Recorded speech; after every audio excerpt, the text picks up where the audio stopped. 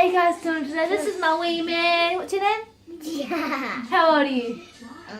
10. 4.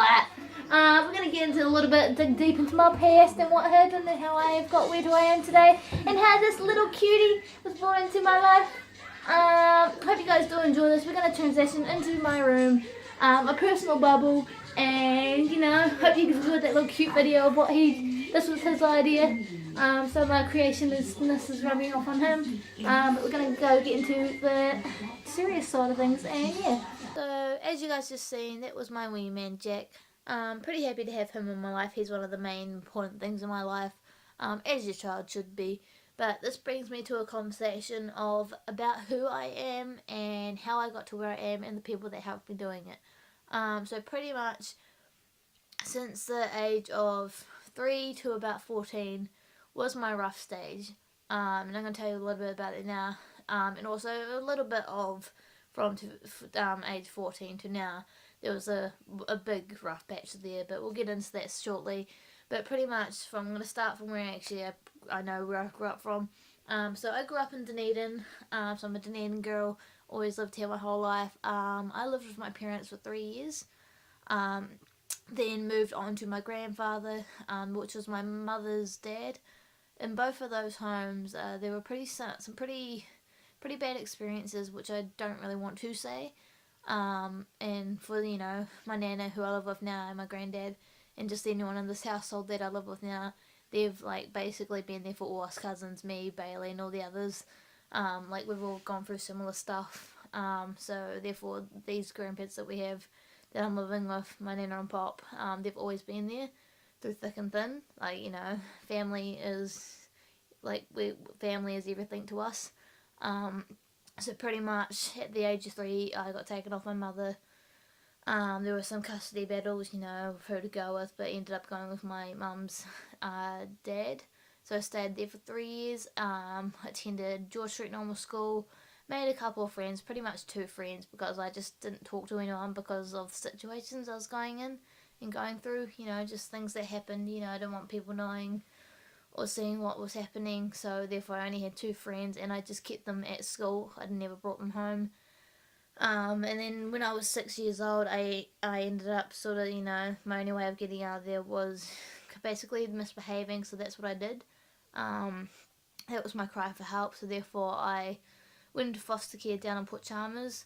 So when I was in foster care for 8 years, I attended Port Chalmers School. And it was a pretty good school. Like, I found this video of, I think it would have been about maybe year 7, because we did something for the year 8s when they were leaving school. I found this video. Please welcome to your stage, the PC Wildcats.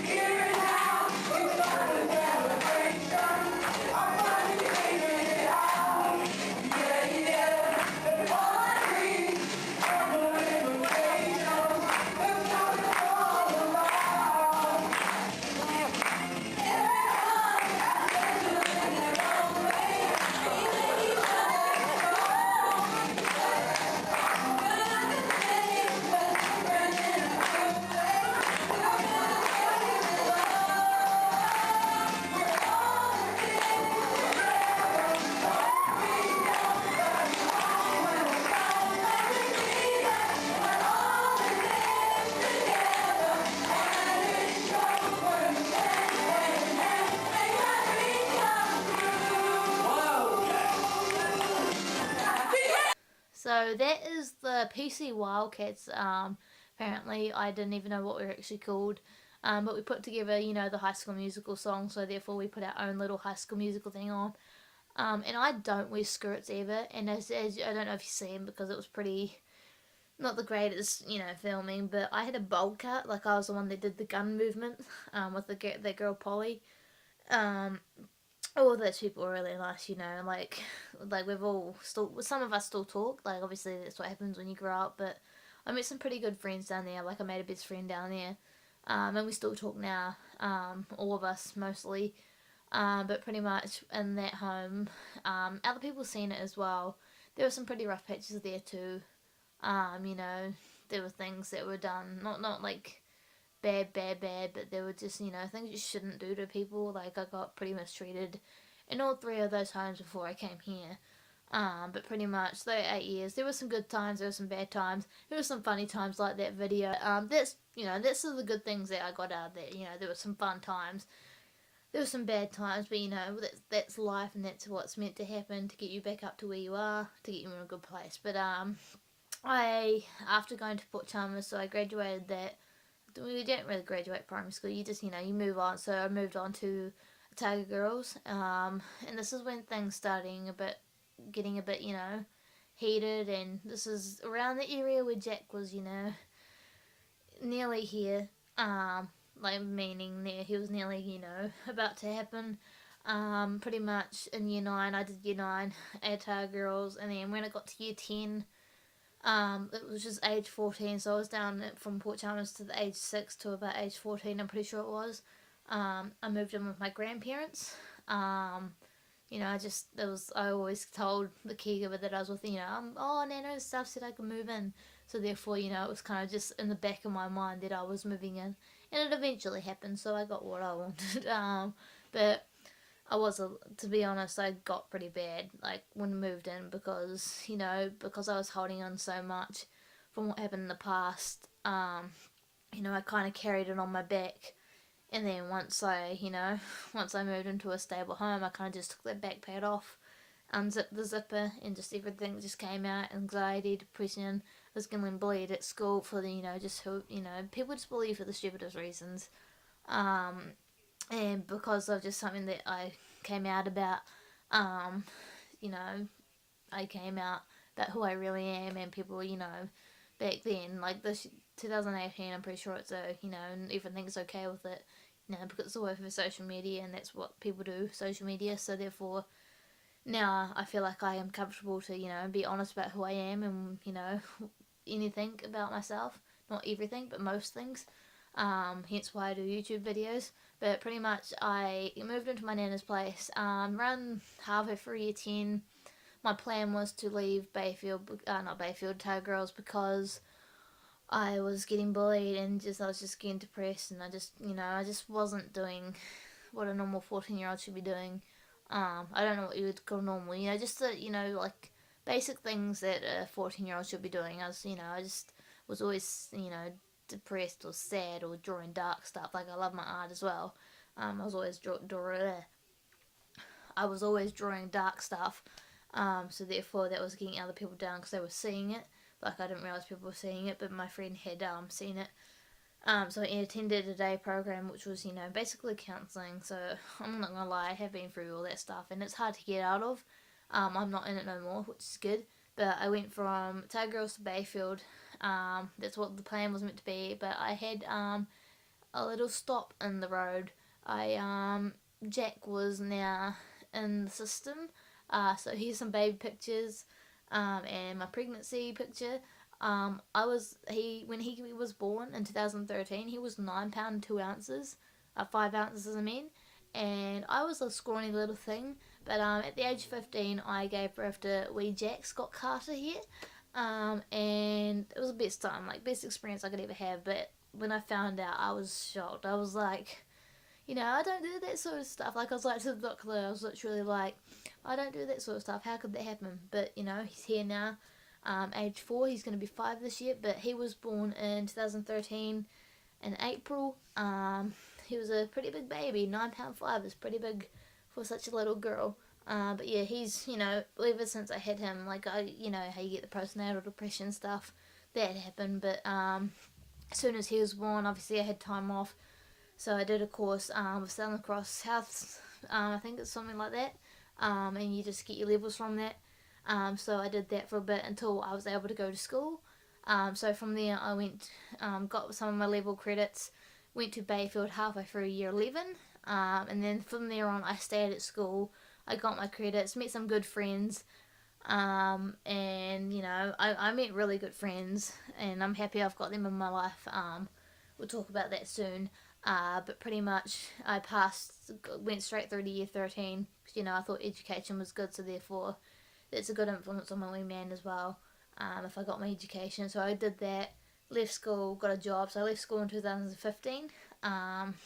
So for that whole year after I got a job, I ended up moving. There's a situation in 2016, so that's when I got the job.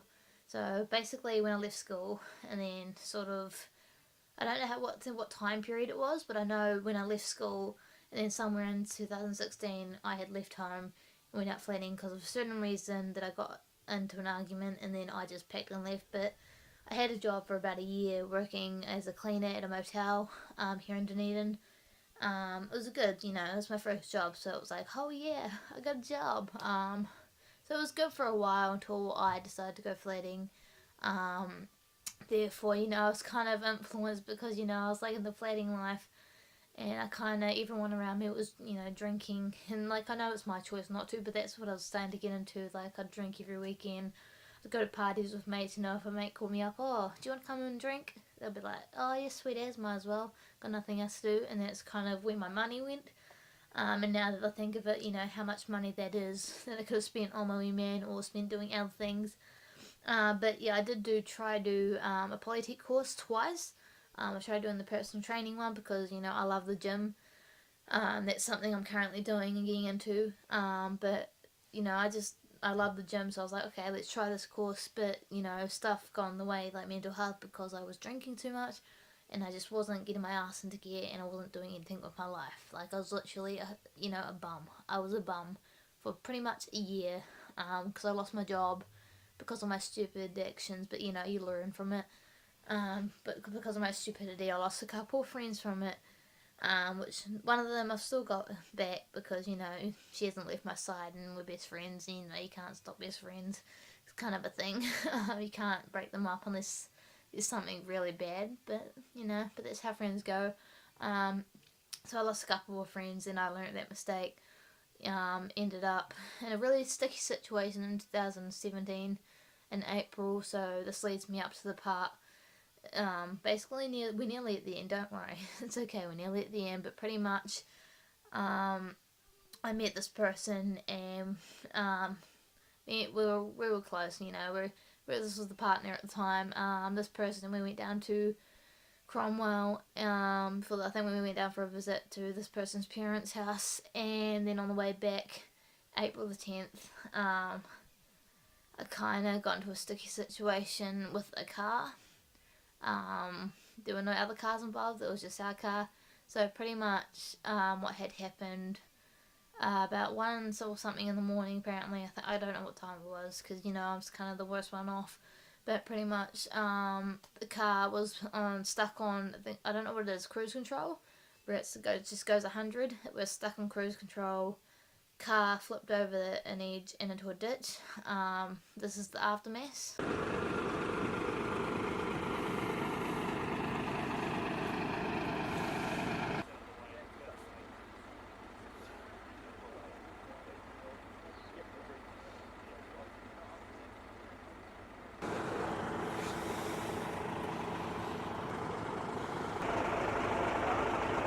But yeah, pretty much, I flew 20 minutes out the window on the first roll. Ended up with some pretty bad, injuries, and these are the injuries. So yeah, had a brain bleed, so that's what the scar is on my head. I ended up with glass on my side. I can't remember the numbers of how much. And my hands, all 4 of these here were detached. I got carpal tunnel surgery. This one was, pretty sure it was dislocated. So yeah, that's pretty much the aftermath of what happened. And like, I'm still recovering now. It's literally been 11 months now. This month it's been 11 months.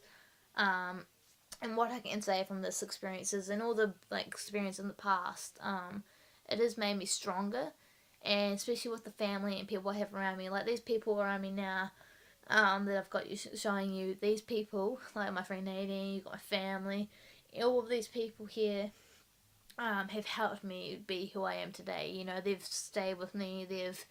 And if I needed a kick up the ass, they would be the people to, tell me, you shouldn't be doing this, or I don't think this is right. They were the ones that have helped me or wedged me away, or basically punished me for, like, with friendship thing. They're like to me, if you want us to continue, can you not do that? Or they tell me if I'm doing wrong, and I learn from it. But these are the people that have helped me, and I'm thankful for that.